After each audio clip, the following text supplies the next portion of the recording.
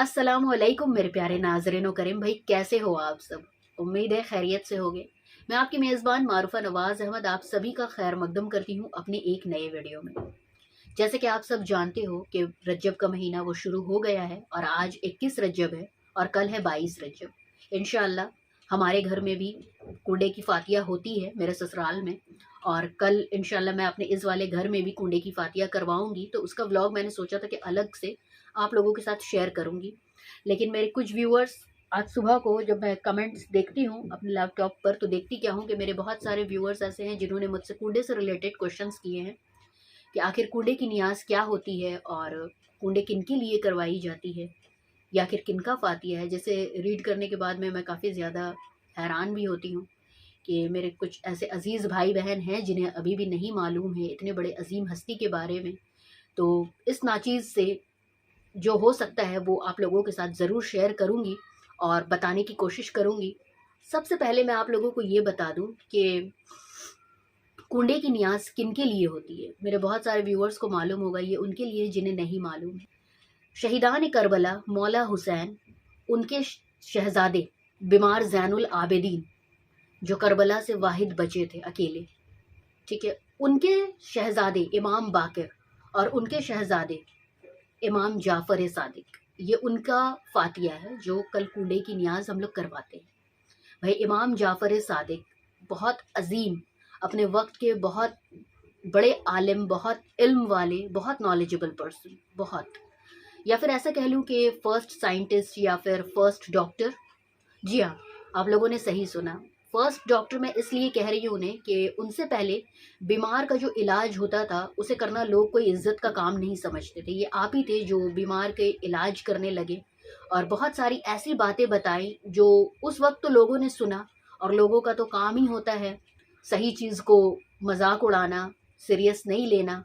लेकिन जब वक्त गुजरा, बाद में जब साइंस नाम का एक सब्जेक्ट आया और उस पर बहुत सारे साइंटिस्ट जो थे आपके मुख्तलिफ बातों को लेकर एक्सपेरिमेंट्स जब करने लगे नो, तो उन्होंने सारी बातों को हकीकत पाया। भाई आप अहले बैत हैं। और मैं आप लोगों को क्या बताऊं दोस्तों, आप हजरत ने बहुत अलग अलग किस्म की बातें बताई थी। जैसे कि ये जो एक बात है ना कि मछली खाकर दूध नहीं पीना चाहिए, तो ये जो बात है ना, ये भी आपने ही बताया था कि इससे अलग अलग बीमारियां जो है वो होती हैं। फिर आपने ये भी बताया कि इंसान का जो उम्र है वो तेज़ी से घटने लगता है। कब? जब इंसान एक्सेस खाना खाने लगता है। जी हाँ, खाना खाना सेहत के लिए अच्छा होता है, लेकिन जब वही चीज़ एक्सेस आप खाओगे तो वो आपकी सेहत के लिए बहुत ख़राब होगा। फिर आपने ये भी बताया कि एक्सेस गोश्त खाना सेहत को बहुत ज़्यादा जल्दी तरीके से मतलब ख़राब करता है, उम्र को कम करता है ज़्यादा गोश्त खाना। फिर आपने ये भी बताया कि माएँ जो हैं वो अब बच्चों को अपने लेफ्ट साइड अपने हार्ट की तरफ करके सुलाएं तो बच्चे जो है वो कम बीमार होंगे।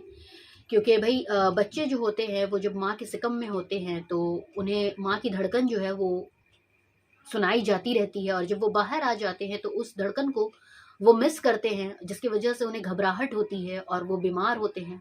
तो इसलिए माँओं को आपने ये बताया कि अच्छा है कि अगर आप चाहें कि आपके बच्चे कम बीमार पड़े तो आप लेफ्ट साइड में अपने बच्चे को लेकर सोएं। और भी बहुत सारी बातें आपने बताई हैं। अगर उनके बातों को अगर मैं बताना अभी अलग से बैठूँ ना, तो वीडियो बहुत ज़्यादा लंबा हो जाएगा। इंशाल्लाह कभी अगर मौका आता है ऐसा, तो मैं उनके ज़िंदगी के ऊपर एक बायोग्राफ़ी पूरा एक अलग से वीडियो बनाकर अपलोड कर दूँगी इंशाल्लाह। अब आती है बात कि ये जो कूड़ा है आखिर कब किया जाता है, ठीक है, कौन-सी तारीख में होती है?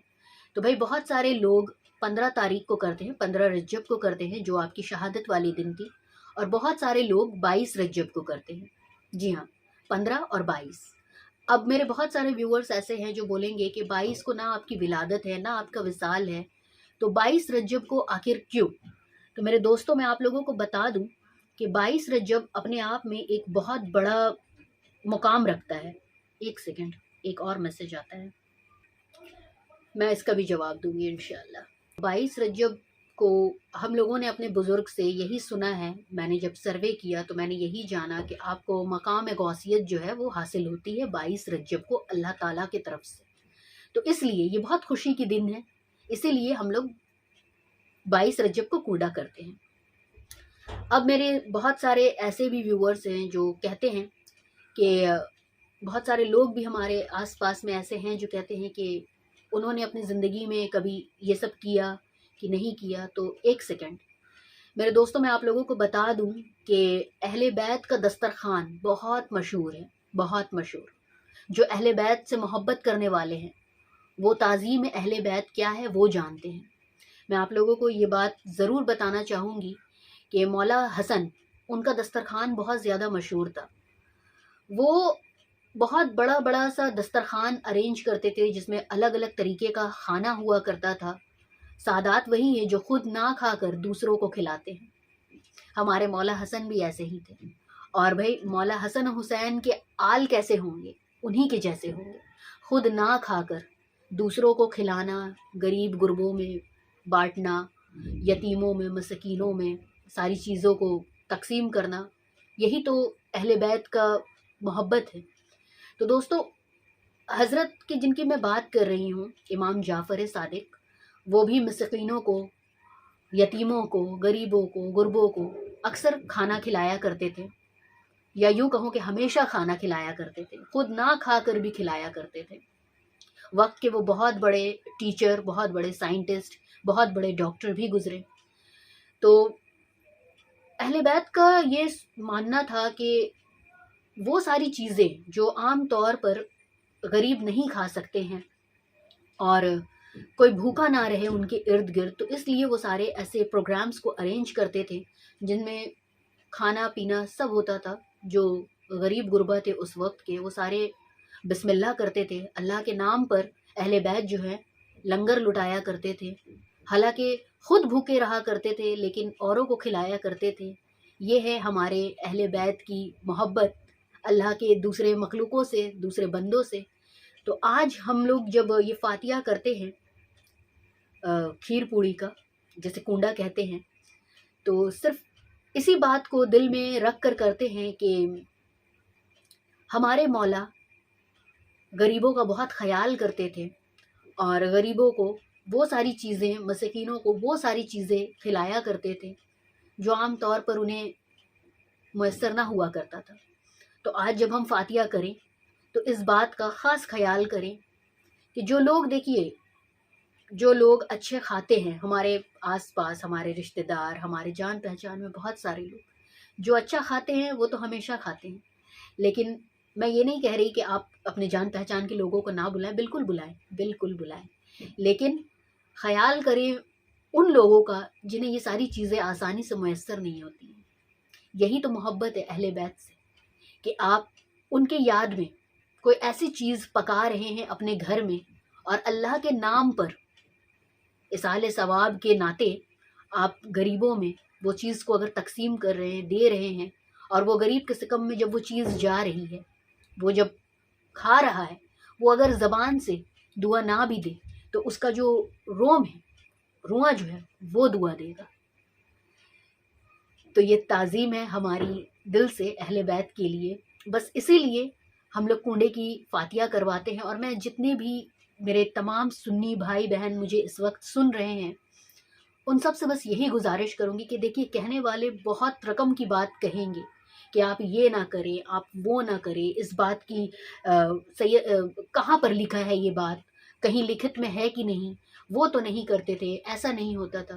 तो ये सारी चीज़ों को आप एक तरफ रख कर सिर्फ इतना सोचें, गरीब गुरबों, मिस्कीनों, यतीमों से इस कदर मोहब्बत करते थे कि वो खुद ना खाकर भी गरीबों में तकसीम किया करते। तो अब आई होप कि आप लोगों का ये सारा कन्फ्यूजन दूर हो गया हो। एक और क्वेश्चन क्या था जो अभी मैं वीडियो बना रही थी तो आया मेरे पास, वो मैं देख लेती हूँ। 15 को करवाते हैं? हाँ मेरे दोस्तों, मैं आप लोगों को बता दूं कि बहुत सारे लोग 15 को भी फातिया करवाते हैं। तो कोई ज़रूरी नहीं है कि आप अगर 15 को नहीं करवाते हैं तो 22 को नहीं करवा सकते। आप 22 के सुबह को न्याज करवा दें, ये बेस्ट वक्त है न्याज का इंशाअल्लाह। आज 21 रजब है, कल सुबह हम लोग भी फातिया कराएंगे। तो चलिए, अब आज की वीडियो में यहाँ पे मैं बातें करना यहाँ पे बंद करती हूँ, लेकिन हम लोग फातिया कैसे करेंगे, हमारे घर में क्या चीज़ें बनेंगी और कैसे हम लोग खाएंगे पिएंगे, वो सारी चीज़ें मैं आप लोगों के साथ इस वीडियो में ज़रूर शेयर करूँगी। तो इस वीडियो को एंड तक देखिए और जहाँ तक हो सके अपने जितने चाहने वाले हैं, जितने आपके लोग हैं उन लोगों तक भी शेयर ज़रूर करें। अल्लाह से यही दुआ करती हूँ कि हम तमाम अहले बैत से मोहब्बत करने वाले लोगों के दिलों में अल्लाह ताला इतनी मोहब्बत दे, इतनी चाहत दे कि हम लोग अहले बैत के नाम से यूं ही नियाज करवाते रहें, फातिहा करवाते रहें और गरीब गुरबों में तकसीम करते रहें इंशाअल्लाह। और याद रखें मेरे दोस्तों, ये सारी चीज़ें सिर्फ़ और सिर्फ हलाल के पैसों से होती हैं, याद रखिए। क्योंकि देखिए अहले बैत कौन है, उनका मर्तबा क्या है, वो आप और हम सब जानते हैं। यकीन जानिए इसमें एक भी रुपए फालतू का ना लगाई, फातिहा कबूल नहीं होता है। हलाल के पैसों से फातिहा करें। चलिए अब तैयारियां करते हैं अपने घर में खीर पूड़ी के फातिहा की, क्योंकि आज हम लोग अभी बनाएंगे इंशाअल्लाह रात के टाइम में और सुबह को फातिहा दिलाएंगे। आइए। अल्हम्दुलिल्लाह मेरे प्यारे दोस्तों, हम लोग पूरियाँ अभी तैयार कर रहे हैं। हालांकि हमारा जो खीर है वो ऑलरेडी रात को ही हम लोगों ने बना लिया था और अभी गर्मा गर्म पूरियाँ अभी बनाएंगे और उसके बाद में इंशाअल्लाह फातिहा दिलाएंगे। वो सारी चीज़ें आप लोगों को दिखाएंगे इंशाअल्लाह इसी वीडियो में। फिलहाल पूरी बेल लें, उसके बाद में आप लोगों से मिलती हूँ। पूरियाँ हो चुकी है तैयार बेलना, अब हम लोग इसको करेंगे फ्राई। यहाँ पे हम लोगों ने ऑयल डाल लिया है।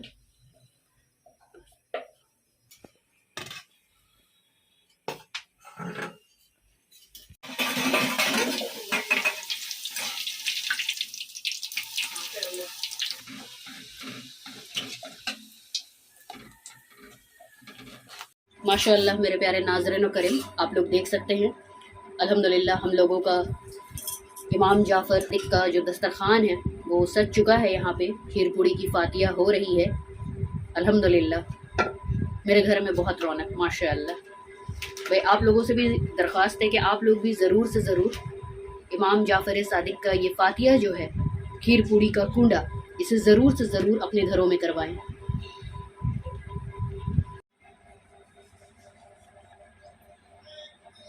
बिस्मिल्लाहिर्रहमानिर्रहीम। फातिहा हो गई है और पहला जो शिरनी है वो मैं सर को देती हूँ माशाअल्लाह। अभी हम लोग भी खाएंगे। सर भी खाकर उठ चुके हैं माशाअल्लाह मेरे प्यारे दोस्तों, और अभी हम लोगों को और भी बहुत सारे काम हैं, तकसीम करना है सारे शिरनी वगैरह, और अभी हम लोग सारे भी खाएंगे। तो चलिए आज की वीडियो में बस इतना ही। अगर आप लोगों को इससे रिलेटेड कोई क्वेश्चन हो तो मुझे कमेंट बॉक्स में ज़रूर पूछिएगा। दरख्वास्त करती हूँ आप सभी से कि इमाम जाफ़र सादिक का फातिहा आप लोग भी अपने घरों में करवाएं और दुआ में मुझे याद रखिएगा। मेरे वीडियोज़ को शेयर करें, लाइक कर दें अगर अच्छा लगा है तो चलिए बाय बाय, टेक केयर, अल्लाह हाफ़िज़।